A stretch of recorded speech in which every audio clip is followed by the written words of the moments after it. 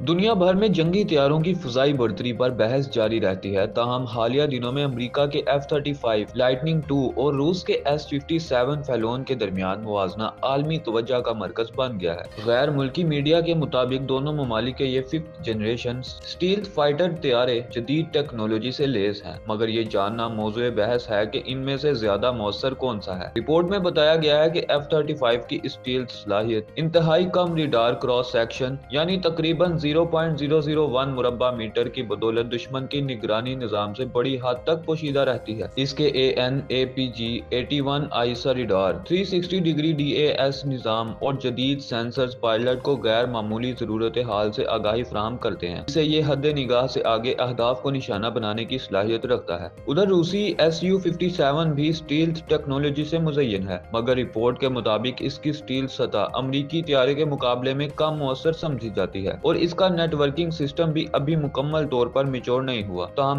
Su-57 رفتار میں برتری رکھتا ہے اور 3D تھرسٹ ویکٹرنگ کے ذریعے انتہائی مشکل فضائی مشقوں اور اہداف کو حاصل کرنے کی صلاحیت رکھتا ہے۔ رپورٹ کے مطابق F-35 کی رفتار میک 1.6 جبکہ Su-57 کی رفتار میک 2 سے زیادہ ہے، جس کے باعث یہ فضائی ایروبوٹکس میں بہتر کارکردگی دکھا سکتا ہے۔ ماہرین کا کہنا ہے کہ دونوں طیارے اپنی جگہ طاقتور قرار دیے جا سکتے ہیں اور فضائی جنگ میں برتری کا فیصلہ عملی میدان میں ہی ممکن ہے۔